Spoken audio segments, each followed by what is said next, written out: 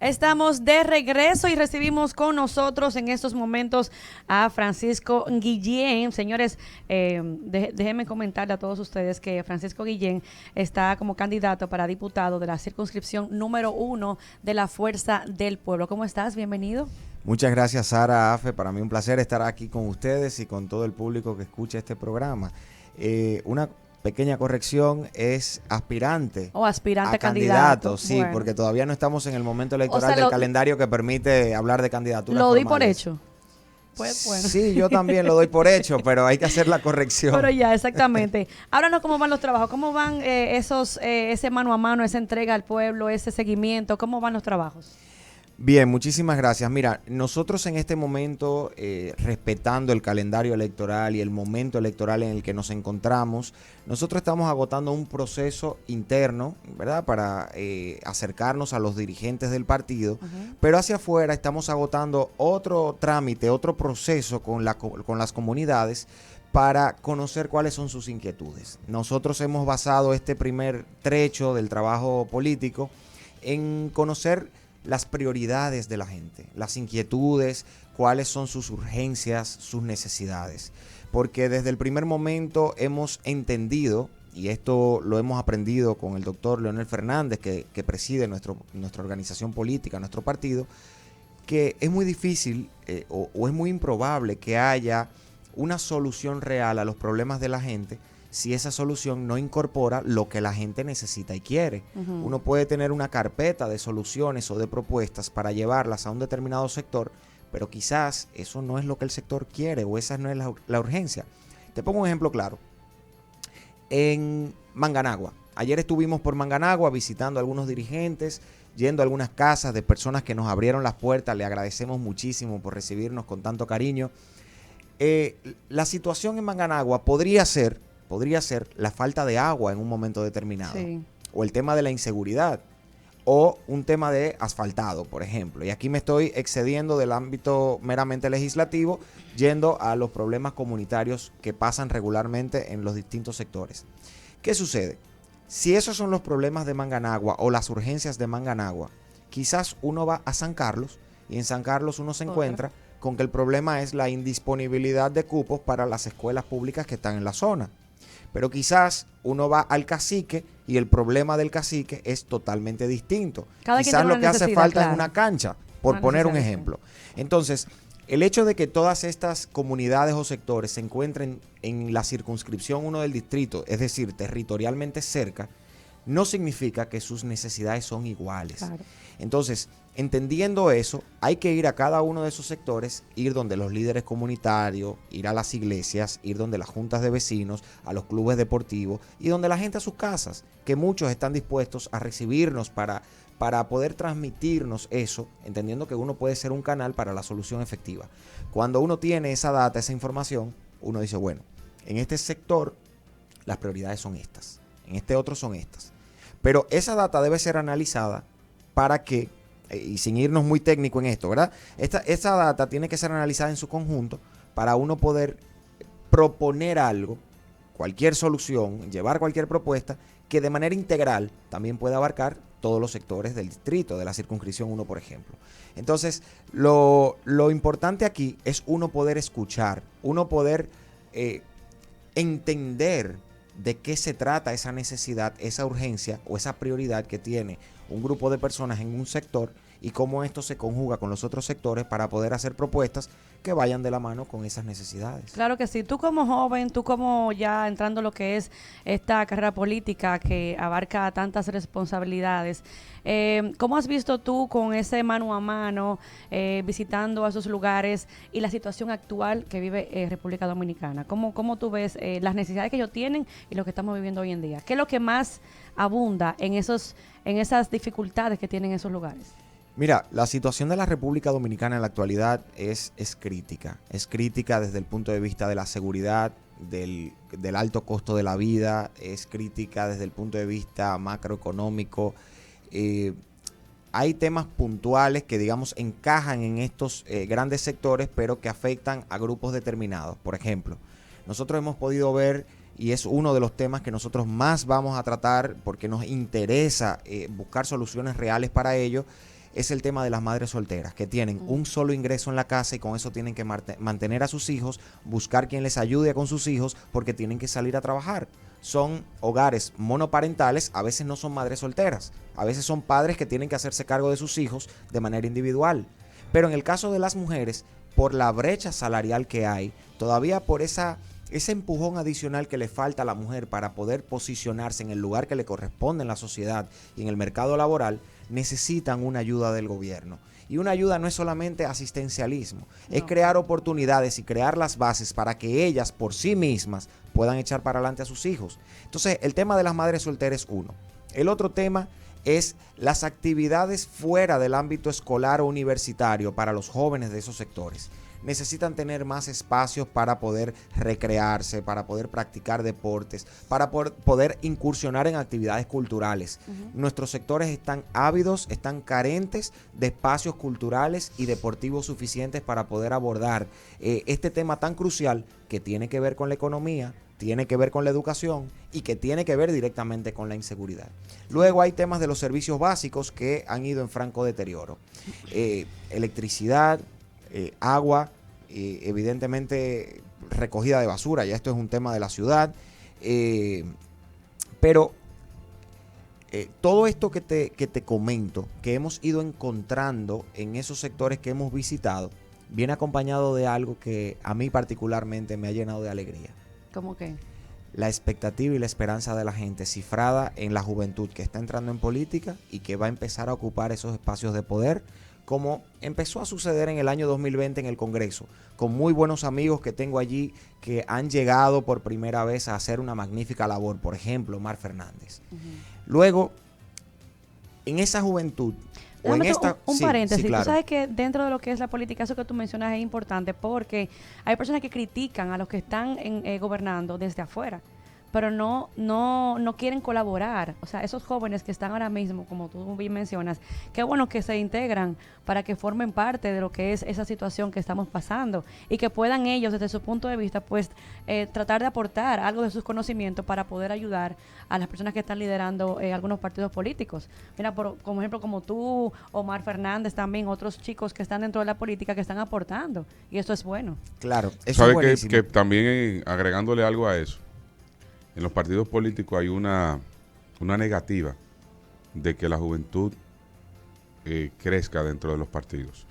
Hay un sinnúmero de dinosaurios que están en las cúpulas de los partidos políticos que se niegan a permitirle a la juventud a que pueda estar en parte de lo que es el liderazgo de los partidos políticos. Fíjate, yo algo que he criticado y entiendo que debe de cambiar en los partidos políticos es que no quieren dar relevo, se niegan a dar relevo, no quieren soltar, no quieren permitirle a la juventud que se traduzca en un presidente, una nueva opción para un presidente, una nueva opción para un senador, diputado. Incluso cuando llegan al gobierno, le entregan las posiciones de liderazgo, las posiciones de envergadura a esos dinosaurios también de los partidos políticos. Por experiencia, pero yo entiendo que los jóvenes también tienen una visión diferente. Pero si no le dan la oportunidad, ¿qué experiencia van a tener? Bueno, eso es lo que... Por ahí hay partidos que sí, hay otros que no. Y ellos entienden que los que están ahí, esos dinosaurios que tú mencionas, son eternos. Y no son eternos, hay que darle paso a esos jóvenes. Claro que sí.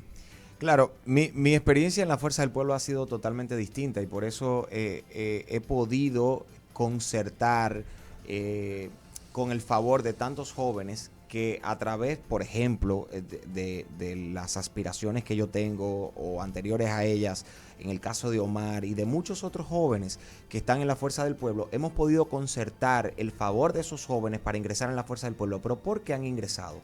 ¿Y por qué permanecen hoy en la Fuerza del Pueblo? Porque la realidad interna de la Fuerza del Pueblo ha demostrado que no solamente hubo una transición o un cambio de siglas, hubo un cambio de mentalidad. Las sociedades se van transformando y las organizaciones políticas están compuestas por personas que pertenecen también a la sociedad. Entonces va todo de la mano. En la Fuerza del Pueblo se ha entendido la necesidad de empoderar a la juventud.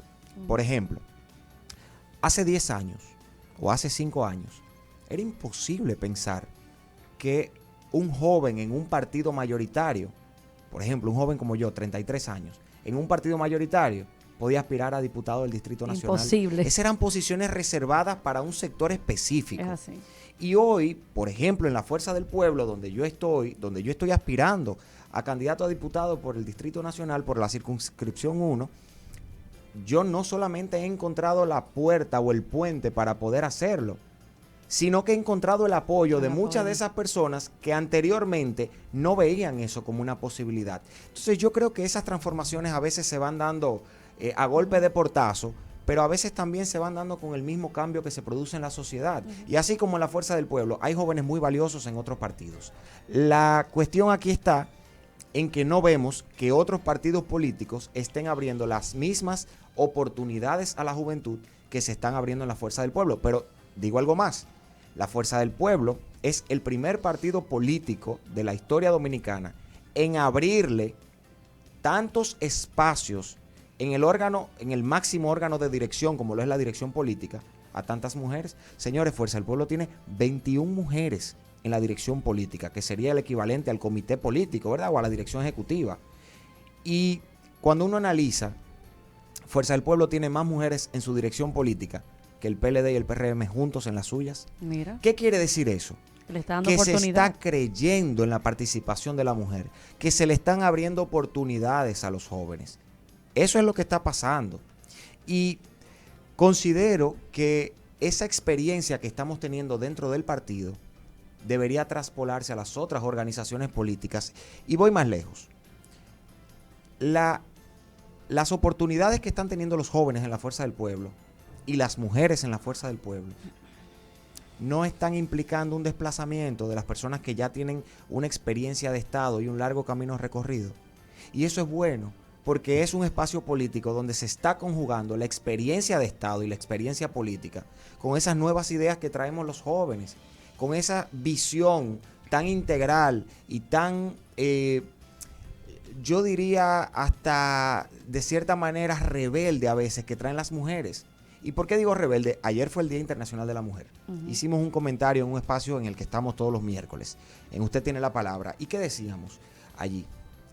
La mujer ha tenido que batallar por cada uno de sus derechos en todas las épocas, en todos los espacios y en todos los países. La mujer es por naturaleza luchadora, porque ha tenido que luchar por todo. Entonces, cuando la mujer entra en espacios como el máximo órgano de dirección de un partido, como la Fuerza del Pueblo, entra luchando y entra a luchar con los que están ahí.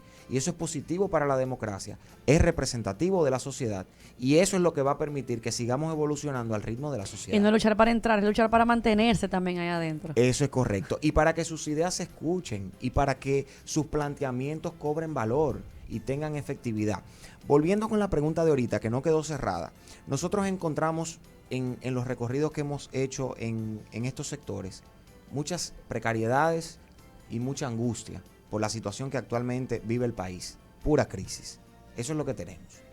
Ahora, hemos encontrado mucha esperanza y mucha alegría en estas personas que han depositado su confianza en jóvenes que hemos ido con una nueva visión de hacer las cosas, incluyendo hacer la política, y están esperanzados de que ese proceso de desplazamiento de quienes no están haciendo las cosas bien se va a empezar a producir en el 2024, incluyendo el gobierno. O sea, ustedes son ahora mismo un termómetro, están tanteando las necesidades de esos lugares para entonces cuando vayan ya a lo que es acercarse a lo que son estos comicios que vienen ya en un año y algo, es lo que queda. Un año y algo, ya. Ustedes tengan una propuesta. ¿Qué propuesta tienes tú para llegar a ser candidato a diputado? A diputado. Bueno, cuando seamos candidatos a diputado, voy a tomar la afirmación que hiciste al principio.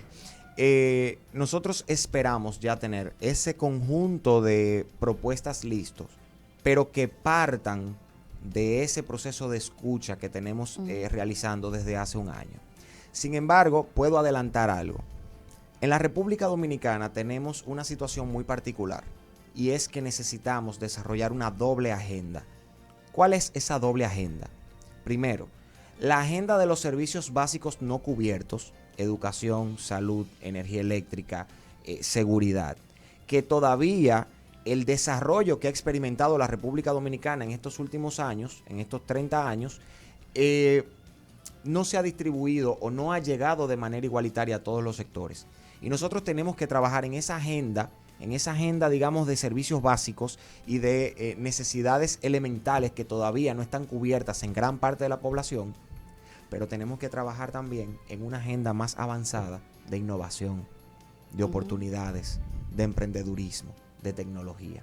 ¿Y qué quiere decir esto? Bueno, que así como nosotros tenemos que llevar propuestas puntuales para poder garantizar quizás ya no el acceso a la educación, porque hay acceso, sino elevar la calidad de la educación primaria en las escuelas públicas, nosotros también tenemos que pensar en cuáles espacios y oportunidades vamos a crear en el Distrito Nacional y ojalá que en todo el país, para que esos jóvenes profesionales que salen de la universidad tengan acceso a irse a Silicon Valley a trabajar, Claro. que tengan acceso a irse a Harvard a hacer una maestría, un posgrado, un PhD, que tengan acceso a irse a un hospital de Chicago a ejercer como médicos y a traer ese conocimiento en algún momento a la República Dominicana y a destacarse.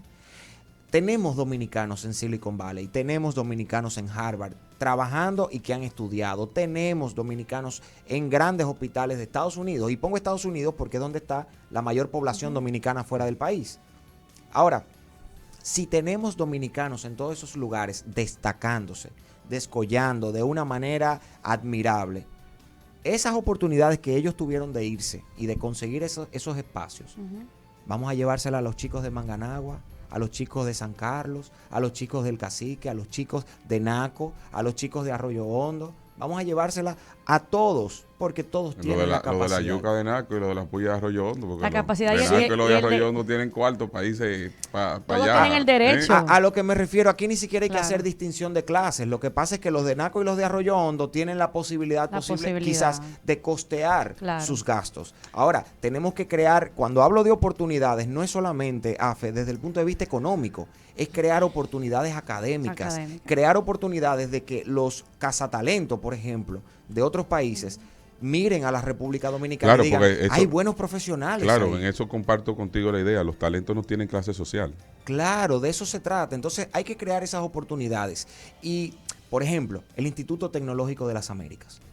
El Instituto Tecnológico de las Américas, el ITLA, es un nicho de creación de conocimiento, de innovación, de empleos. Y los muchachos que han salido de ahí, que han ido saliendo del Instituto Tecnológico de las Américas, de todas las clases sociales, porque lo que se imparte ahí no se imparte en ningún otro lugar de este país. Lo que sucede con el Instituto Tecnológico de las Américas debería reproducirse en todas las provincias del país. Y por ejemplo, en el este del país, o en Samaná o en Nagua, debería haber un gran instituto de enseñanza del turismo y que vengan profesionales del mundo entero a darnos a nosotros ese conocimiento, a transferirnos ese conocimiento para que el oro en potencia que tenemos en la República Dominicana en materia de turismo se pueda explotar, pero con las capacidades técnicas para hacerlo. Tú sabes que los en jóvenes, eso creemos. Tú sabes que los jóvenes del ITLA están creando lo que es el multiverse para que las Fuerzas Armadas de nuestro país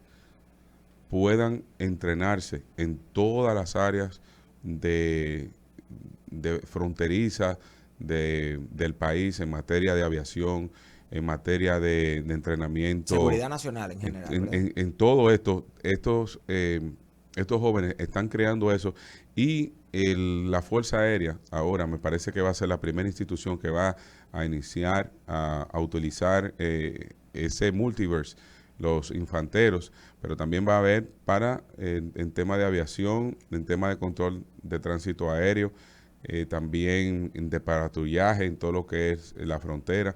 O sea que el ITLA es una herramienta de suma importancia en nuestro país que entiendo debe de tener repercusión, no solamente donde se encuentra, sino en todas las provincias del país. Por supuesto, porque como decíamos, es un nicho de creación de oportunidades y la posibilidad de que jóvenes que quizás tienen el interés de estudiar una carrera más técnica, más innovadora, más de actualidad y abrirse camino en otros lugares del mundo o incluso en la misma República Dominicana, que encuentren esa oportunidad, pero que el gobierno se encargue de promover eso.